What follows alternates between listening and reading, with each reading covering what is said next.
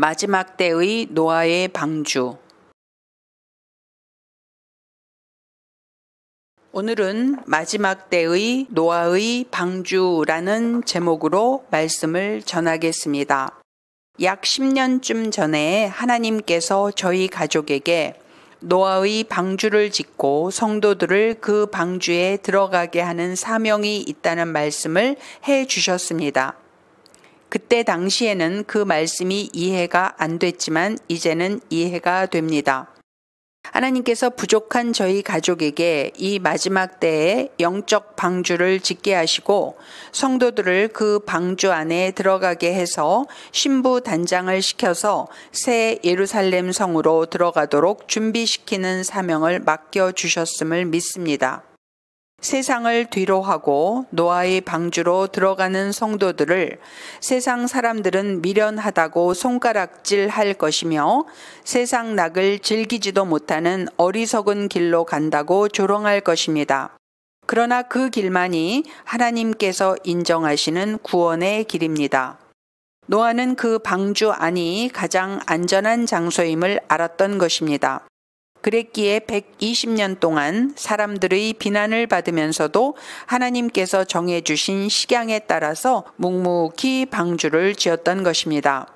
우리도 노아와 같은 온전한 믿음으로 마지막 때의 성도들의 구원을 위하여 영적 방주를 짓고 그 방주에 성도들과 다음 세대들이 함께 들어가게 하는 영혼 구원의 사명을 감당해야 할 것입니다.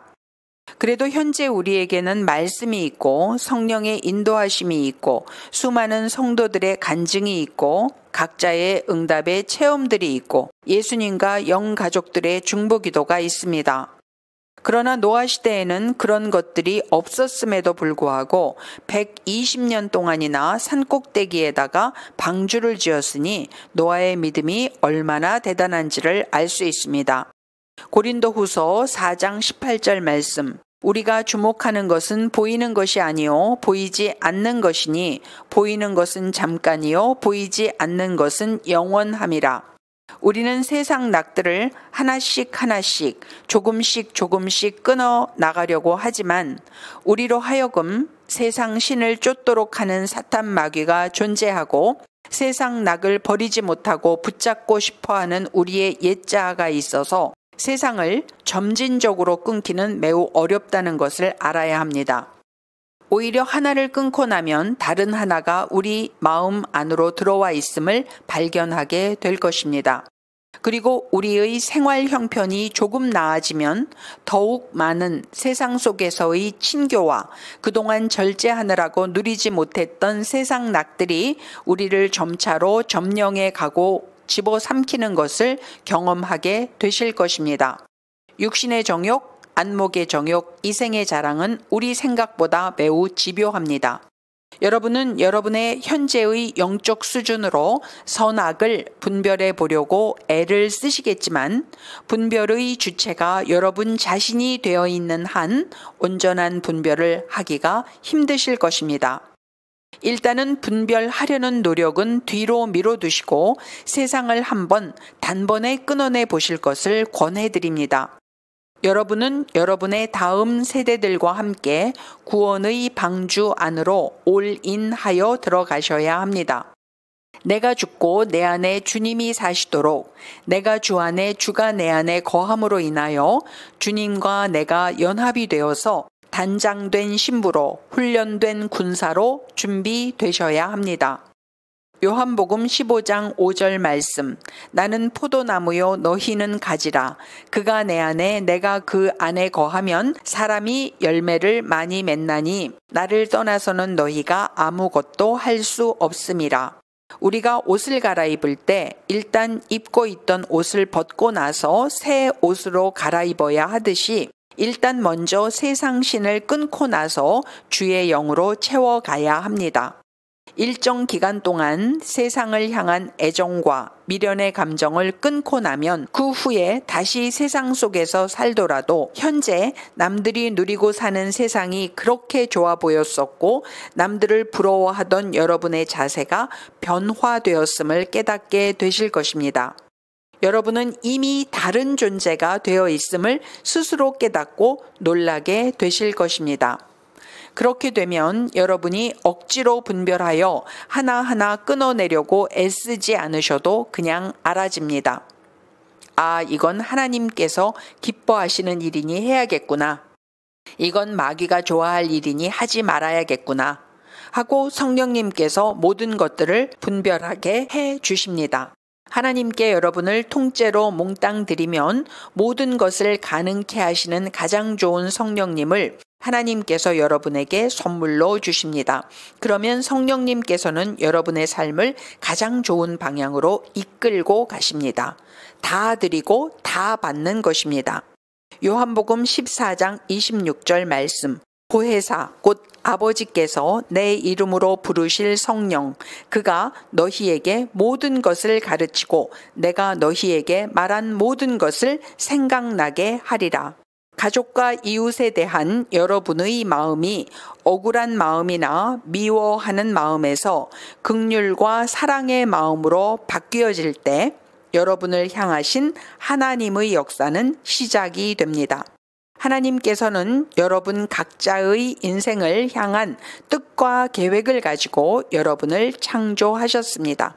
나는 너를 이렇게 쓸 거야 라고 미리 예언을 해 주시기도 합니다. 그러나 여러분은 하나님께서 해주신 그 예언을 이룰 힘이 없습니다. 그 예언이 이루어지려면 여러분이 많이 다듬어지고 깎여져야 합니다. 왜냐하면 악한 영은 여러분이 하나님한테 쓰임받지 못하도록 하나님께서 허용하신 한계 내에서 여러분을 마구 흔들어댈 것이기 때문입니다. 여러분의 가족과 이웃의 상처와 아픔을 하나님은 다 아시지만 여러분은 다 알지 못합니다.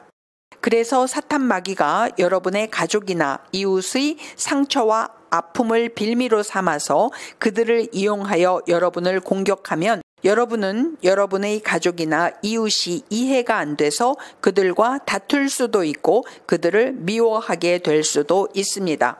그렇게 되면 사탄 마귀의 작전이 성공한 것입니다. 그러나 하나님은 여러분과 가족과 이웃이 상처와 아픔 속에 계속 묶이고 매여서 사는 것을 원치 않으십니다. 여러분은 여러분을 묶고 맨 사슬을 끊어내야 하며 끊어내실 수 있습니다. 여러분이 사탄과 자아와 감정에 묶이고 매여 있을 때는 슬프고 고독하고 소외감이 들고 상황이 이해가 되지 않고 화가 나고 삐지기 쉬운 상태이지만 그 모든 부정적 감정들은 여러분의 성격 탓이나 사람 탓이 아닙니다.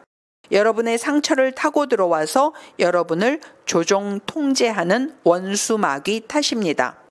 성령 충만을 받고 여러분을 이렇게 속 좁고 연약하게 만든 원수 마귀가 너무나 밉다는 생각에 울고 불고 회개하고 죽기하며 하나님을 찾고 찾으면 어느 순간 여러분은 주님을 인격적으로 만나게 됩니다. 그리고 심령 가득히 자유함과 승리감이 임하고 기쁨과 충만함이 차오르며 여러분을 괴롭혔다고 생각했던 가족이나 이웃 모두가 용서되고 여러분의 가족과 이웃이 모두 영육간에 잘 됐으면 좋겠다는 영혼을 사랑하는 마음이 생겨납니다. 예수 안 믿는 세상 사람들이나 믿음이 연약한 성도들이 갖는 감정인 시기, 질투, 무시하는 마음, 이기심, 경쟁심, 비교의식 등이 눈 녹듯이 녹아내리고 사라집니다.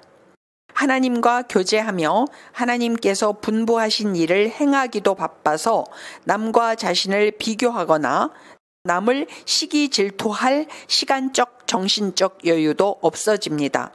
그렇게 여러분이 하나님께서 여러분에게 붙여주신 영혼들을 살리고 섬기는 하나님의 일을 할 때 세상과 나는 간 곳 없고 구속한 주만 보이도다 하는 찬양이 여러분의 입에서 흘러나오게 되실 것입니다. 여러분은 영적 방주 안에서 여러분을 이런 심령 상태가 되도록 만들어주는 성령 충만을 받게 되실 것입니다. 만일 고난으로 인하여 하나님께 올인할 수 있게 된다면 고난은 오히려 변장된 축복이요, 축복의 출입문이 될 것입니다.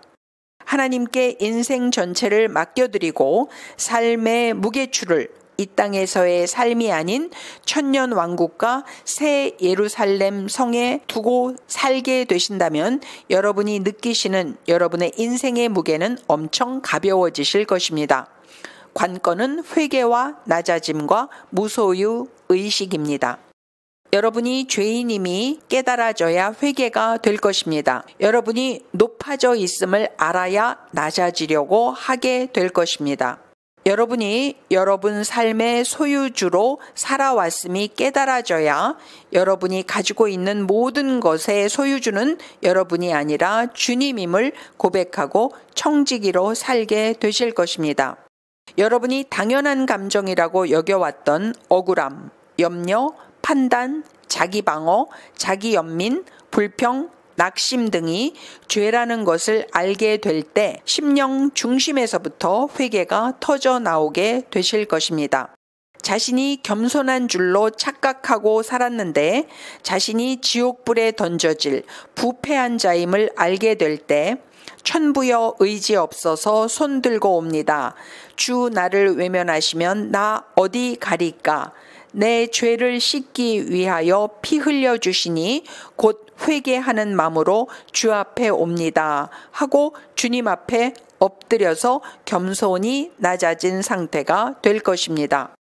여러분이 수고해서 번 물질 중에서 11조와 헌물을 드리고 나서 나머지 것은 여러분의 소유로서 여러분 마음대로 써도 되는 것인 줄 알았던 상태에서 나머지 10의 9조차도 전부 주님의 것이고 재물 얻을 능력을 주신 분도 주님이심을 알게 되는 때가 옵니다.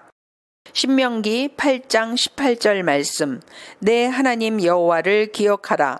그가 내게 재물 얻을 능력을 주셨음이라. 이같이 하심은 내 조상들에게 맹세하신 언약을 오늘과 같이 이루려 하심이니라.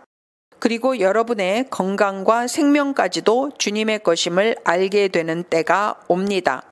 모든 것이 주님의 것이기에 한편으로는 두렵고 떨림으로 사용하게 되고 다른 한편으로는 새털같이 가벼운 마음으로 살게 됩니다. 걱정과 불안과 염려가 없이 사는 삶이 주님과 연합되어 주님과 동행하며 주님의 인도하심을 따라 사는 삶인 것입니다. 여러분은 여러분의 지정의를 동원하여 말씀과 신앙 서적들을 읽으시지만 그 읽은 내용은 영적인 것이므로 여러분의 영에 흡수가 됩니다. 여러분의 영이 낮아지고 옛자가 죽어지면 성령 하나님께서 여러분의 영을 온전히 사로잡으실 수 있는 상태가 됩니다.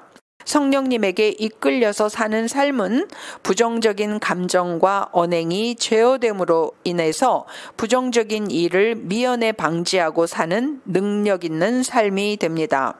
때로는 하나님의 허락하심으로 여러분이 현실적으로 어려운 상황에 맞닥뜨렸다고 할지라도 여러분의 심령 평강은 여전히 깨지지 않을 것입니다. 왜냐하면 여러분이 지정의를 주님께 반납하고 주님 뜻대로 살기로 결단하고 순종하며 사는 상태라면 주님께서 절대로 여러분을 고아와 같이 내버려 두지 않으시고 보호하신다는 사실이 확실히 믿어지실 것이기 때문입니다. 그러한 심령 상태에서 만일 깜짝 놀랄 일, 염려되는 일, 두려운 일들이 일어나면 그 일은 원수 마귀의 공격을 하나님께서 일시적으로 허용하신 것입니다. 하나님께서는 여러분을 특별 훈련을 통해서 더욱 강하고 담대하게 만드시는 중인 것입니다. 그래서 당장 죽음이 목전에 다가온다고 할지라도 눈 하나 깜빡하지 않고 그 죽음을 담대히 받아들일 정도로 여러분을 강하게 만들고 계시는 것입니다.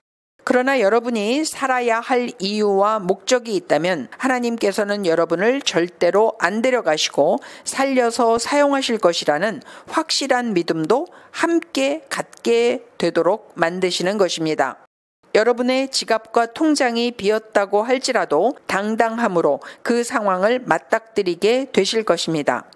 하나님께서 여러분을 청지기로 삼으셔서 하나님 나라의 복음을 전파하시는 데 사용하실 계획이시라면 어떤 기적을 일으켜서라도 여러분의 재정을 30배, 60배, 100배로 증식시키셔서 여러분에게 맡기시고 하나님께서 마음껏 사용하실 것이라는 확신이 생기실 것입니다.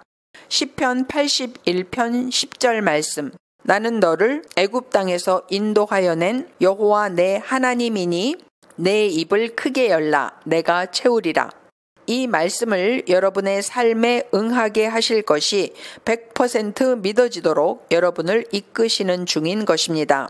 하나님께서는 여러분을 산상수훈에 기록된 팔복을 하나하나 누리는 삶으로 인도하실 것입니다.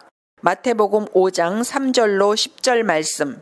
심령이 가난한 자는 복이 있나니 천국이 그들의 것이며 애통하는 자는 복이 있나니 그들이 위로를 받을 것이며 온유한 자는 복이 있나니 그들이 땅을 기업으로 받을 것이며 의에 줄이고 목마른 자는 복이 있나니 그들이 배부를 것이며 긍휼히 여기는 자는 복이 있나니 그들이 긍휼히 여김을 받을 것이며 마음이 청결한 자는 복이 있나니 그들이 하나님을 볼 것이며 화평하게 하는 자는 복이 있나니 그들이 하나님의 아들이라 일컬음을 받을 것이며 의를 위하여 박해를 받는 자는 복이 있나니 천국이 그들의 것임이라.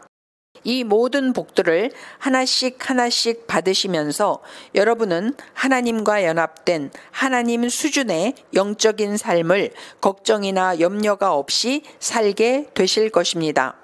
세상 평판, 세상 성패, 세상 소유, 세상 희락 등이 다 배설물로 여겨지신다면 영적 전쟁에서 여러분의 승리의 깃발은 이미 올라간 것입니다. 의로움이 어느 정도 확립된 성도가 취해야 할 자세는 의분이 강화되는 것이 아니라 영권과 사랑이 강화되는 것입니다. 하나님께서는 과거에도 현재에도 미래에도 여러분을 도우실 분이십니다. 열쇠는 여러분에게 있습니다. 첫째, 회개의 기도를 해야 합니다. 둘째, 동일시 대신 회개의 기도를 해 주어야 합니다. 셋째, 축기해야 합니다. 넷째, 성령 충만을 받아야 합니다. 다섯째, 선포해야 합니다. 말씀을 선포하고 하나님의 약속에 근거하여 가장 좋은 선물인 성령을 부어달라고 하나님께 강청하셔야 합니다. 성령 하나님께서는 모든 것을 아시기 때문에 여러분에게 가장 아름다운 회복의 길을 제시하시고 여러분이 순종하게 하실 것입니다. 회개와 축기와 간구기도는 한두 번으로 끝내면 안 되고 응답을 받을 때까지 끈질기게 계속해야 합니다. 회개와 축기가 전제되어야만 간구기도가 실효성이 있습니다. 여러분의 기도가 하나님께 무조건 도와달라는 기도에서 철저하게 회개하는 기도로, 그리고 귀신을 쫓아내는 기도로, 그 후에 간구하는 기도로, 그리고 이루어질 것을 믿음으로 선포하는 기도로 바뀌어지시기를 바랍니다. 초신자 시절을 지나고 나면 오직 간구 기도만 하는 것으로는 하늘 문을 열지 못합니다. 그래서 기도 응답도 받지 못합니다. 이렇게 수차례 선포하시기를 바랍니다. 나는 가족과 이웃을 사랑한다. 나는 가족과 이웃을 용서한다. 나의 가족과 이웃 사이에서 이간질하는 마귀, 내가 너를 대적하고 추방한다. 나는 내 가족과 이웃이 변화될 모습뿐만 아니라 지금 이 모습 그대로를 사랑하고 예뻐한다. 나는 가족과 이웃의 장점뿐만이 아니라 단점까지도 포용하고 품는다. 원수 마귀는 나에게서 나의 가족과 이웃을 갈라놓을 수 없노라. 나사렛 예수 그리스도 이름으로 명하노니 나와 나의 가족과 이웃에게서 손을 뗄지어다. 여러분 모두가 인본주의적인 종교 생활을 뒤로 하시고 영적 방주에 가족과 이웃과 함께 들어가셔서 영적으로 재무장을 하심으로써 새 하늘과 새 땅을 앙망하고 사시는 거듭난 성도님들이 되시길 바랍니다. 하나님 감사합니다.